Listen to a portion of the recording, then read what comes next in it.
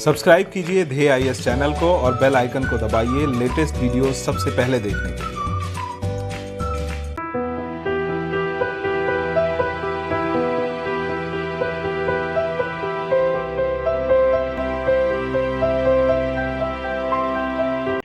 नमस्कार, मैं सुनील वर्मा ध्येय आईएएस टीम की ओर से आपका स्वागत करता हूं ध्येय टीवी पर। हम बात करेंगे डेली करंट अफेयर्स के अपने प्रोग्राम पर, जैसा कि हम प्रतिदिन करते आए। आज की वीडियो में हम बात करेंगे परमाणु निरस्त्रीकरण पर और समझने का प्रयास करेंगे कि आखिर परमाणु निरस्त्रीकरण चर्चा में क्यों बना हुआ। आइए हम इसको समझने का प्रयास करते हैं। हथियारों की समाज में महत्वपूर्ण भूमिका रही है। इन हथियारों ने इतिहास को बदलने और उसे बनाने का काम किया है। जैसे कि बचपन में हम सब ने पढ़ा था कि जो आदि मानव विकसित हुए और उसके बाद जब मानवीय सभ्यता का विकास होने लगा तो कैसे मानव ने अपनी रक्षा के लिए कुछ हथियारों का निर्माण किया, कैसे कबीलाई समाज बना और कबीलाई समाज से लेकर वर्तमान जो आधुनिक राज्य बने हैं, इन्होंने किस तरह हथियारों का प्रयोग किया और इन्हीं हथियारों के प्रयोग से जुड़ा हुआ पूरा हमारा एक ऐतिहासिक क्रम है। चाहे हम प्रथम विश्व युद्ध को देखें या द्वितीय विश्व युद्ध को देखें या उससे पहले के घटनाक्रमों को देखें या फिर दो देशों के विवाद और युद्ध को देखें, हर जगह हमें हथियार का प्रयोग दिखाई देगा और उन हथियारों के प्रयोग के पीछे कई कारण हैं और साथ ही साथ उसके कई प्रकार के परिणाम हमको दिखाई देंगे। कुल मिलाकर हथियारों का योगदान समाज में विध्वंसक भी रहा है और साथ ही साथ समाज को आगे बढ़ाने वाला रहा। यह हमारे ऊपर निर्भर करता है कि आखिर हम हथियारों का प्रयोग करते कैसे हैं। बारूद का जो आविष्कार हुआ था वो चीन में हुआ था और मध्य युग में यह यूरोप के रण क्षेत्रों में प्रयोग किया जाने लगा। प्रथम विश्व युद्ध के बाद हथियारों के निर्माण में क्रांतिकारी प्रयास प्रारंभ किए गए और यहीं से विकास होता है फाइटर जेट को विकसित करने का। धीरे धीरे फाइटर जेट विकसित किए जाने लगे, अर्थात जो इंसान पहले जमीन पर लड़ाई लड़ता था अब हवाई माध्यम से भी वो लड़ने के लिए तैयार अपने आप को करने लगा। द्वितीय विश्व आते आते पूरा जो ऐतिहासिक घटनाक्रम और उसका जो एक विकास की प्रक्रिया थी वो बदल गई, क्योंकि यहां पर प्रयोग किया गया था परमाणु बम। आपको पता है 6 अगस्त और 9 अगस्त 1945 को जब अमेरिका ने जापान पर परमाणु बम गिराया तो दुनिया को यह आभास हो गया कि इन हथियारों का प्रयोग मानवीय सभ्यता पर संकट उत्पन्न कर सकता है। आपको मैंने बताया था कि किस तरह से यह जो बम गिराए गए थे उस समय कितनी तबाही हुई थी और उसको देखकर अगर आज भी आप सोचें तो यह अंदाजा लगता है कि यदि दो परमाणु संपन्न देशों में युद्ध हो जाए तो मानवीय सभ्यता तुरंत समाप्त हो सकती है, कुछ ही घंटों में समाप्त हो सकती। इसी के कारण जो है कि हर देश यह प्रयास करता है कि जो परमाणु निरस्त्रीकरण का लक्ष्य उसको प्राप्त किया जाए। निरस्त्रीकरण का मतलब यह है कि हम परमाणु हथियारों का चाहे उत्पादन हो या प्रयोग हो उसको समाप्त कर दें, अर्थात हम जो है कि परमाणु जो बम है उनकी दुनिया को अलग कर दें अपनी पृथ्वी की इस दुनिया से। यही कहता है परमाणु निरस्त्रीकरण का सिद्धांत। लेकिन होता क्या है, यह इतना आसान नहीं है। जैसे कि हमने देखा कि किस तरह अमेरिका ने जापान पर हमला करके जापान को घुटने टेकने के लिए मजबूर कर दिया, ठीक आज भी जो बड़े देश हैं जिनके पास परमाणु संपन्न हथियार हैं वो यह चाहते हैं कि भविष्य में उनका प्रयोग वह अपनी सुरक्षा के लिए करेंगे। लेकिन कब दो परमाणु संपन्न देश एक दूसरे के दुश्मन बन जाएं, जैसा कि हमने देखा था शीत युद्ध के दौरान कि एक तरफ अमेरिका था, दूसरी तरफ यूएसएसआर था और दोनों के बीच में जो तनाव था आपने उसको देखा है, उसको पढ़ा होगा, उसको समझा होगा। ऐसा लगता था कि कभी भी हमला हो सकता है और दुनिया तबाह हो सकती है। अर्थात हमारे पास हथियार होने चाहिए लेकिन वह ऐसे हथियार नहीं होने चाहिए कि जो कि क्या करे, मानवीय सभ्यता पर ही संकट उत्पन्न कर। खैर इसी को जो है कि इसी लक्ष्य को प्राप्त करने के लिए हमने अनेक प्रयास किए। इसमें पहला जो प्रयास किया गया वह किया गया खुद यूनाइटेड नेशंस अर्थात यूएन संयुक्त राष्ट्र संघ के द्वारा। और कब किया गया आपको पता है कि 24 अक्टूबर 1945 को हमने क्या किया था, था कि यूनाइटेड नेशंस की स्थापना की थी। उद्देश्य क्या था? दुनिया भर में शांति बनाए रखना, विकास की प्रक्रिया को आगे बढ़ाना। शांति तभी बनी रहेगी जब दुनिया क्या हो? परमाणु हथियारों से मुक्त हो। इसी के कारण संयुक्त राष्ट्र ने परमाणु बमों के विनाशक प्रभाव को समझते हुए वैश्विक परमाणु निरस्त्रीकरण को अपने पहला जो उन्होंने प्रस्ताव पारित किया था, जो पेश किया था, उसमें ही बात की गई थी परमाणु निरस्त्रीकरण, अर्थात परमाणु के हथियार का हम क्या करते हैं? समापन करते हैं। यह प्रस्ताव लाया गया था और यह पहला प्रस्ताव था यूनाइटेड नेशन का और इसी में इसका जिक्र किया गया क्योंकि यूनाइटेड नेशन इसकी गंभीरता को समझ रहा था। लेकिन जैसा कि आपको पता है कि आज भी देशों के पास परमाणु बम है, तो यह जो प्रस्ताव लाया गया, उस समय जो दुनिया थी दो खेमों में बटी हुई थी। एक तरफ था संयुक्त जो है कि यूएसएसआर था, दूसरे तरफ जो है कि अमेरिका था और ये दोनों किसी भी तरह से एक दूसरे को आगे नहीं निकलना देना चाहते थे। और इस तरह से यह जो बात आई, यह जो प्रस्ताव लाया गया, इसका कोई बहुत ज़्यादा फर्क नहीं पड़ा। आगे चलकर जो है कि परमाणु ऊर्जा के शांतिपूर्ण उपयोग को सुनिश्चित करने के लिए 1952 में परमाणु ऊर्जा आयोग की स्थापना की गई। हमने अर्थात पूरी दुनिया ने समझा कि ठीक है, हम परमाणु ऊर्जा का शांतिपूर्ण उपयोग करेंगे, अर्थात हम इससे इलेक्ट्रिसिटी तो उत्पादन करेंगे, लेकिन इसका परमाणु बम के लिए प्रयोग नहीं करेंगे। और इसके लिए हमने क्या किया? परमाणु ऊर्जा आयोग की स्थापना की। 1959 में महासभा ने पुनः सामान्य और पूर्ण अर्थात पूरी तरह से परमाणु हथियार निरस्त्रीकरण का टारगेट रखा, समर्थन किया और कहा कि सभी देशों का इसमें सहयोग करना चाहिए। लेकिन फिर भी कुछ नहीं हुआ। वर्ष 1961 का समय आया, संयुक्त राष्ट्र महासभा में एक संकल्प पारित किया गया जिसमें घोषणा की गई, यदि कोई राष्ट्र परमाणु हथियार बम अथवा थर्मोन्यूक्लियर हथियारों का प्रयोग करता है तो उसे संयुक्त राष्ट्र के चार्टर का उल्लंघन करता माना जाएगा, अर्थात यह कृत्य मानवता के विरुद्ध की कार्य की श्रेणी में रखा जाएगा।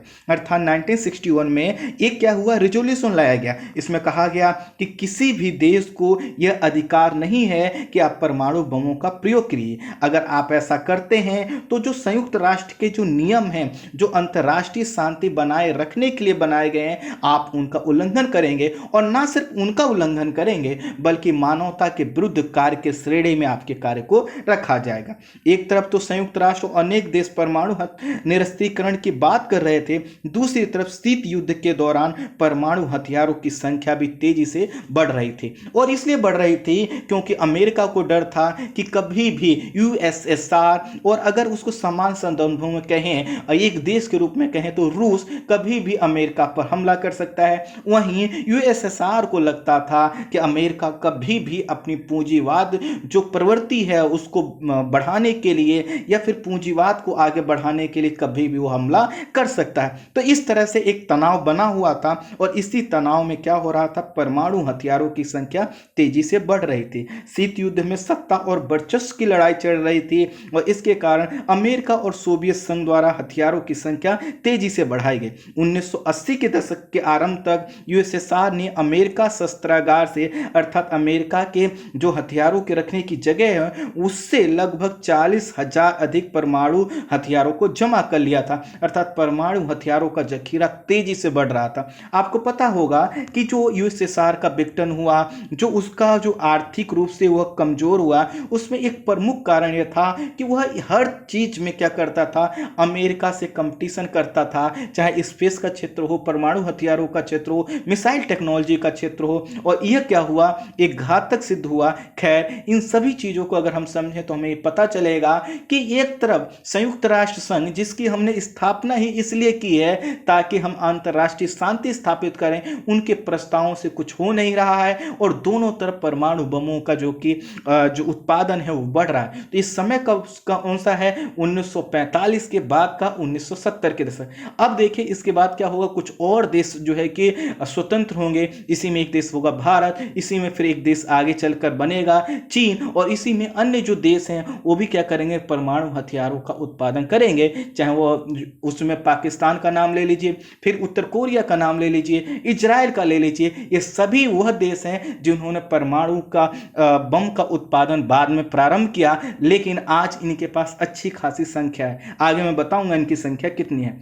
1970 में परमाणु हथियारों के विस्तार को रोकने तथा परमाणु टेक्नोलॉजी के शांतिपूर्ण उपयोग को बढ़ावा देने के लिए परमाणु अप्रसार संधि अर्थात नॉन प्रोलिफरेशन टीटी, जिसको हम एनपीटी के नाम से भी जानते हैं, इसको लागू किया गया। इस समय एनपीटी हस्ताक्षरकर्ता जो देशों की संख्या है वह 191 है, अर्थात वो 191 है। इस पर हस्ताक्षर करने वाले देशों पर यह बाध्यता होती है कि वो भविष्य में परमाणु हथियार विकसित नहीं कर सकते हैं। हालांकि वे शांतिपूर्ण उद्देश्यों के लिए परमाणु ऊर्जा का इस्तेमाल कर सकते हैं, लेकिन जो परमाणु ऊर्जा का उत्पादन करेंगे इसकी निगरानी के लिए उन्हें अंतर्राष्ट्रीय परमाणु ऊर्जा एजेंसी द्वारा इनका निगरानी किया जाएगा। अर्थात जो अंतर्राष्ट्रीय परमाणु ऊर्जा एजेंसी है ये देखती रहेगी कि कहीं आप ऐसा तो नहीं कर रहे हैं कि बिजली के माध्यम से आप परमाणु बमों को बना रहे हैं, क्योंकि जो बनाने की प्रक्रिया है उसमें काफी सिमिलरिटी है। इसके वजह से ये हमेशा अंदेशा रहता है कि कब आप परमाणु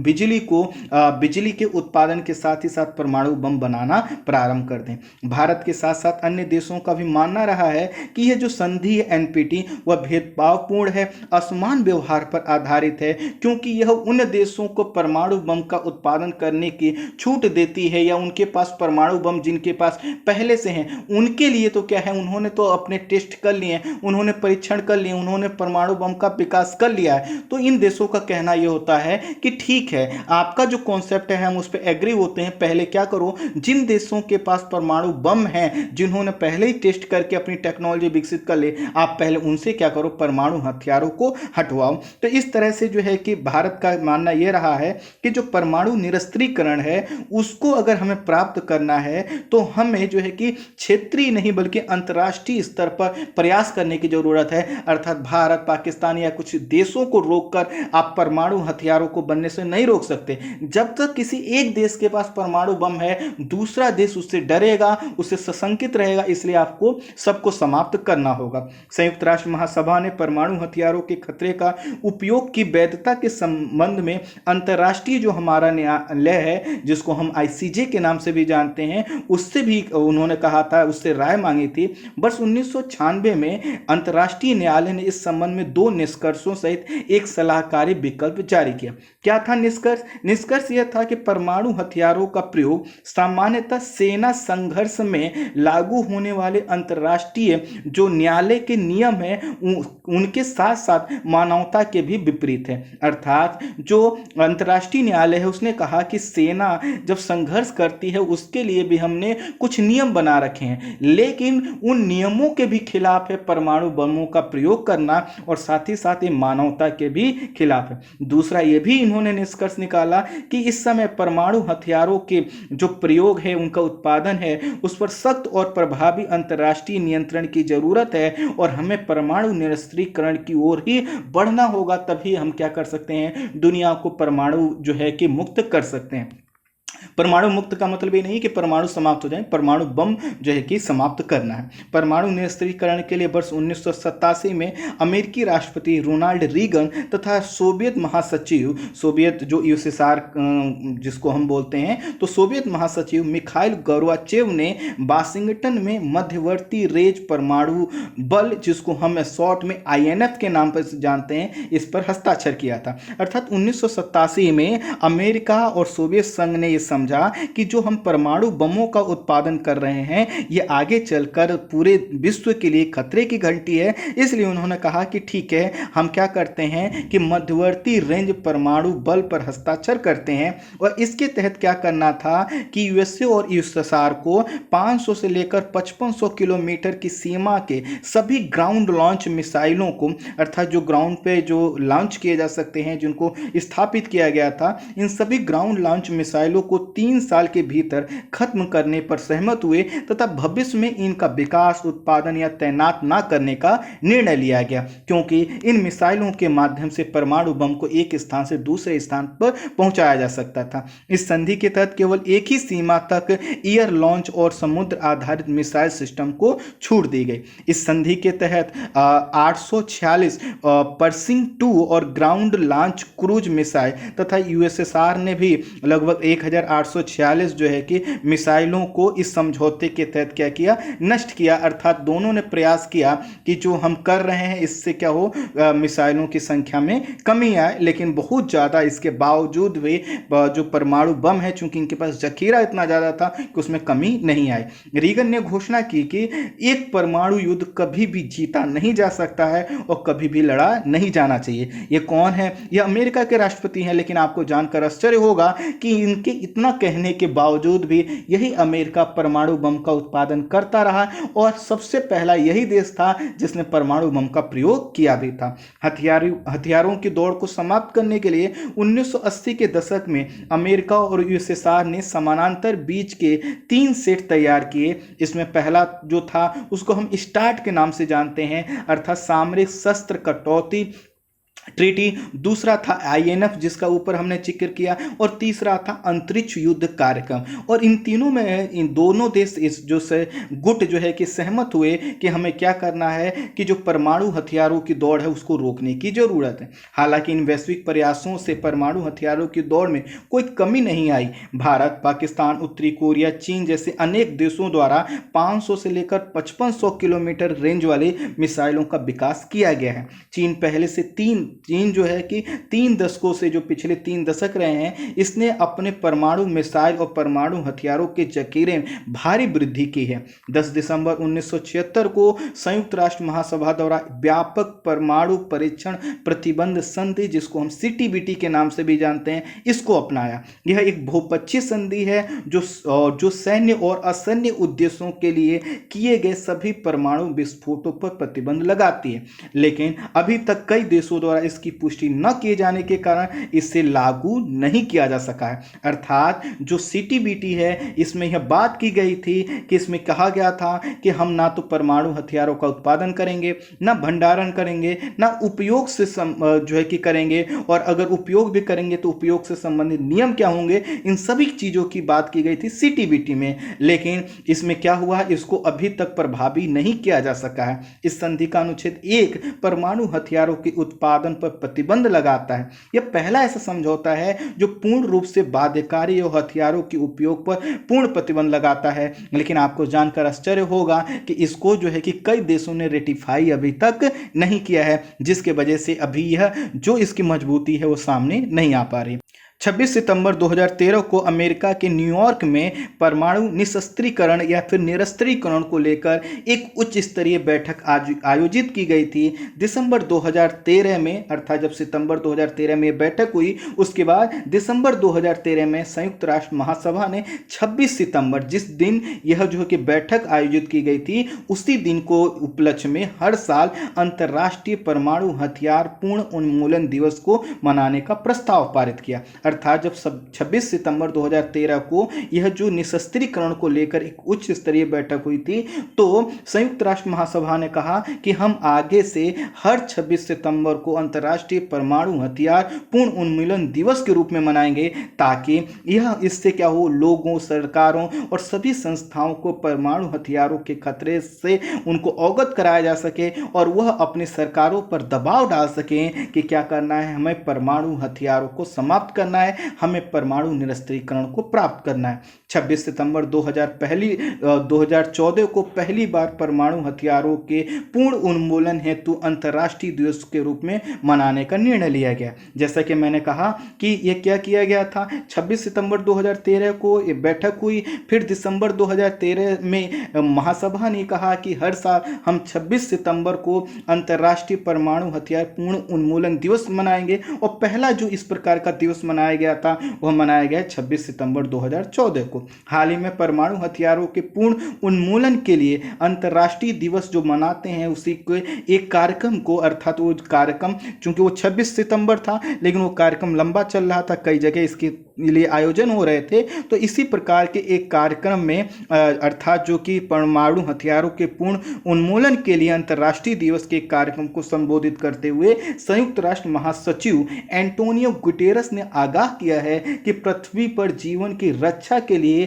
परमाणु हथियारों का पूर्ण उन्मूलन जरूरी है। साफ साफ उन्होंने कहा है कि पृथ्वी पर जीवन की रक्षा के लिए परमाणु हथियारों का पूर्ण उन्मूलन जरूरी है। गुटेरस ने कहा कि दुनिया अब भी परमाणु बिना विनाश की छाया में रहने को मजबूर है, विवश है, जो कि हमारे लिए खतरनाक है। एंटोनियो गुटेरेस ने आगे ये भी कहा कि परमाणु शस्त्रों के पूर्ण उन्मूलन की दिशा में प्रगति अवरुद्ध हो गई है, इसके पलट जाने का भी जोखिम है। पलट जाने का मतलब है कि जिस परमाणु निरस्त्रीकरण के लिए या फिर निशस्त्रीकरण के लिए हम आगे बढ़ रहे थे, वो प्रक्रिया रुक गई है, और जिस तरह से रुकी है आने वाले समय में पलट भी सकती है, अर्थात परमाणु बमों का उत्पादन बढ़ भी सकता है। एंटोनियो गुटेरेस ने यह भी कहा कि संयुक्त राष्ट्र महासचिव ने कहा कि परमाणु हथियारों के संदर्भ में बढ़ते अविश्वास और तनाव को गुप्त रूप से परमाणु हथियार विकसित किए जाने पर चिंता उन्होंने व्यक्त की। अर्थात उन्होंने कहा कि जिस तरह से परमाणु हथियारों को लेकर चिंता बढ़ रही है, अविश्वास बढ़ रहा है, तनाव बढ़ रहा है, इसकी वजह से गुप्त रूप से परमाणु हथियार विकसित किए जा रहे हैं, जो कि चिंताजनक है। थोड़ा सा टाइपिंग एरर है, आप मुझे सुनने पर फोकस कीजिए, मैं आपको पीडीएफ सही करके दे दूंगा। गुटेरेस के मुताबिक रूस और अमेरिका के बीच रणनीतिक शस्त्रों की कमी लाने के लिए स्ट्रेटेजिक आर्म्स रिडक्शन ट्रीटी, जिसको हम स्टार्ट के नाम से जानते हैं, इसको बिना देरी किए 5 वर्ष के लिए आगे बढ़ाना चाहिए, क्योंकि इसका जो समय काल है पूरे होने वाला है। तो इस तरह उन्होंने कहा कि जो यह स्टार्ट संधि है, इसको क्या करना चाहिए, आगे बढ़ा देना चाहिए, जिससे रूस और अमेरिका के बीच जो रणनीतिक शस्त्रों का उत्पादन है वो रुके, परमाणु हथियारों का जो डर है वो कम हो। नहीं तो क्या होगा, जब एक तरफ से भी अगर ऐसा प्रयास होगा, उत्पादन बढ़ाया जाएगा, तो दूसरा खेमा भी ऐसा ही करेगा। गुटेरेस ने कहा कि हमें बहुपक्षवाद का सम्मान करना चाहिए। बहुपक्षवाद का मतलब है कि हर क्षेत्र की अपनी संस्कृति है, कल्चर है, उनकी अपनी आइडियोलॉजी है, उनका एक जीवन शैली है, वह क्या है उसका हमें सम्मान करना चाहिए। कभी भी समाज को एक तरफ बनाने का प्रयास नहीं करना चाहिए, क्योंकि कई बार हमने देखा है, चाहे वो साम्यवादी आइडियोलॉजी हो या पूंजीवादी आइडियोलॉजी हो, इसके तहत इस प्रकार के प्रयास किए जाते हैं। उन्होंने इस पर भी चिंता व्यक्त की कि कुछ देश परमाणु समझौते से पीछे हट रहे हैं, तो वहीं कुछ देशों ने पुनः परमाणु परीक्षण प्रारंभ कर दिया है। तो कुछ एक देश क्या कर रहे हैं, गुपचुप तरीके से परमाणु जो है कि परीक्षण कर रहे हैं, और इसको लेकर उन्होंने कहा ये इतना ज़्यादा चिंताजनक है कि हम इस तरह से एक जो हम प्रयास कर रहे थे परमाणु निरस्त्रीकरण का, वह तो प्राप्त नहीं हो पाया है, लेकिन इतना जरूर है कि जो हमने गति अपनाई है, उस गति से आने वाले समय में इसके हमें घातक इम्पैक्ट देखने को मिल सकते हैं। वर्ष 2019 की एक रिपोर्ट के अनुसार अमेरिका के पास 6185 परमाणु बम है, जबकि रूस के पास 6500 बम है। ब्रिटेन के पास लगभग 200, फ्रांस के पास लगभग 300, चीन के पास 290, पाकिस्तान के पास लगभग 150 से 160, भारत के पास जो है कि 130 से लेकर 150, इजराइल के पास लगभग 80 से 90 और उत्तर कोरिया के पास 20 से 30 परमाणु बम है। तो कहीं ना कहीं यह बताता है कि जो परमाणु बमों का जखीरा है वह बढ़ा है। Stockholm International Peace Research Institute के अनुसार वर्ष 2019 की शुरुआत में दुनिया में परमाणु हथियारों की जो संख्या है वह 13,865 पहुंच चुकी है, और इसमें से 90% से अधिक परमाणु बम सिर्फ और सिर्फ रूस और अमेरिका के पास में है। अर्थात जो हम परमाणु निरस्त्रीकरण का लक्ष्य प्राप्त करना चाहते हैं, तो सबसे पहले हमें इन्हीं दोनों देशों को आगे करना होगा, और इन्हें क्या करना होगा, एक उदाहरण बनना होगा, तभी दूसरे देश आगे बढ़ पाएंगे। इंस्टीट्यूट की रिपोर्ट बताती है कि परमाणु हथियार के उत्पादन में दक्षिण एशिया में तेजी दिखी गई है, और इसमें जिक्र करते हैं ये पाकिस्तान और भारत का। चीन ने जिस तेजी से अपने परमाणु हथियारों का जखीरा बढ़ाया है, उससे पूरा विश्व चिंतित है, लेकिन वह तेजी से अपने जो उसका लोकनूर क्षेत्र है, झील वाला क्षेत्र है, वहां पर परमाणु परीक्षण कर रहा है, और वह परमाणु हथियार भी विकसित कर रहा है। कई बार इस प्रकार की रिपोर्ट आ चुकी है। उत्तर कोरिया ने भी अपने परमाणु हथियारों के जाल को फैला दिया है, और आने वाले समय में अधिक दूरी की मिसाइलें जो है कि विकसित कर रहा है, और जिसमें वो परमाणु बम लगाकर एक देश को या किसी दूसरे देश को वह बर्बाद कर सकता है। तो कुल मिलाकर ऐसी चिंताएं हैं, और इन चिंताओं के तहत ये हो रहा है कि जो हमारा परमाणु निरस्त्रीकरण का टारगेट है वो पूरा नहीं हो पा रहा। भारत ने अपनी प्रतिबद्धता इस पर दिखाई है, और भारत ने कहा कि भारत परमाणु निरस्त्रीकरण के लिए प्रतिबद्ध है, लेकिन परमाणु निरस्त्रीकरण के लिए जरूरी है कि पहले परमाणु हथियारों का समूल नष्ट हो, उसके बाद जो है कि दूसरे देश को उत्पादन करने या उत्पादन को रोकने का प्रयास किया जाए। भारत स्वाभाविक है कि हमेशा परमाणु ऊर्जा के शांतिपूर्ण उपयोग और साथ ही साथ परमाणु बमों के पहले प्रयोग ना करने की जो प्रतिबद्धता है उसको दोहराता है। हम 1970 के डिकेड से अभी तक हमने अपनी प्रतिबद्धता को बनाए रखा है और हम ये मानते हैं कि अगर दुनिया में शांति कायम करना है कि तो परमाणु निरस्त्रीकरण आवश्यक है। लेकिन वह निरस्त्रीकरण कहाँ से होना चाहिए? पहले उन देशों के पास से होना चाहिए, उन देशों के द्वारा करवाया जाना चाहिए जिनके पास 90% से अधिक परमाणु बम है। भारत ने तो सिर्फ और सिर्फ अपनी सुरक्षा के लिए, खासकर पाकिस्तान और चीन से अपनी सुरक्षा के लिए उनको डिफेंस के रूप में विकसित कर रखा है, ना कि भारत का उद्देश्य किसी देश पर हमला करना है। तो इस वीडियो में इतना ही। Thank you so much.